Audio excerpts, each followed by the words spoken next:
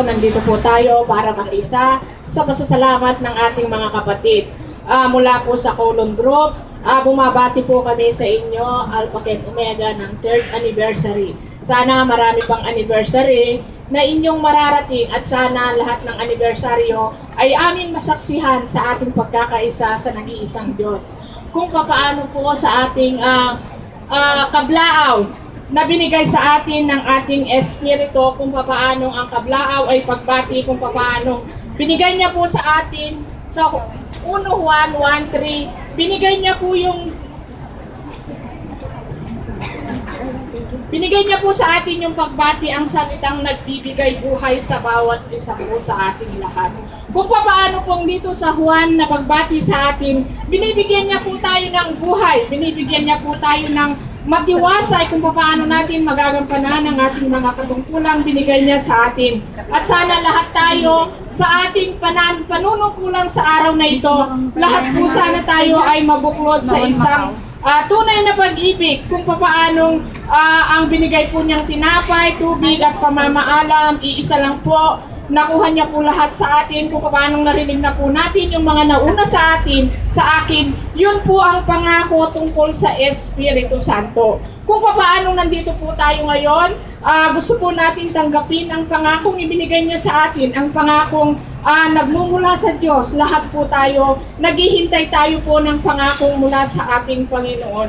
Paano to natin matatanggap ang pangakong yun kung hindi natin gawin sa ating sarili ang tunay na pananampalataya, ang tunay na pagmamahal sa bawat isa sa atin. Sabi nga po ng ating mga kapatid, paano mo daw mamahalin ang kapwa mo kung mismo ang sarili mo hindi mo minamahal?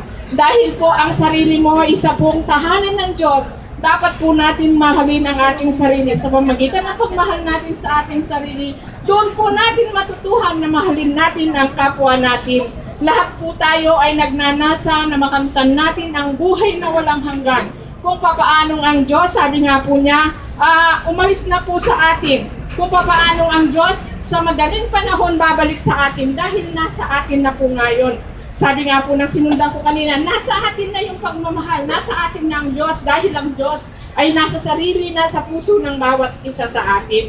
Gusto po kaya natin na ang bawat ating hinakbang, ang bawat ating kumbaga sa hagdan, nasa kaligitnaan na tayo, gusto po kaya natin na tayo'y mabalik sa kailaliman. Kung papaanong ang ating buhay dito sa lupa ay pansamantala lang.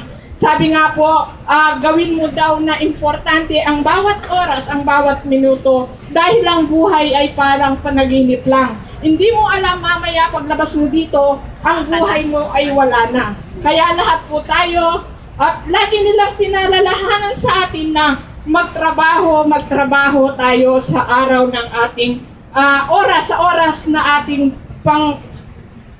pananampalataya, mamuhay tayo ng buo sa ating sarili. Kung paano ang bawat isa sa atin, mapalad daw po ang bawat isa sa atin, kung paano sabi po ng unang bumaba sa atin, napili na daw po tayo, pero mapipili pa tayo pagdating ng panahon. Sana tayo na yung tunay na sumasamba, tayo na yung tunay na sumasampalataya sa nag-iisang Diyos.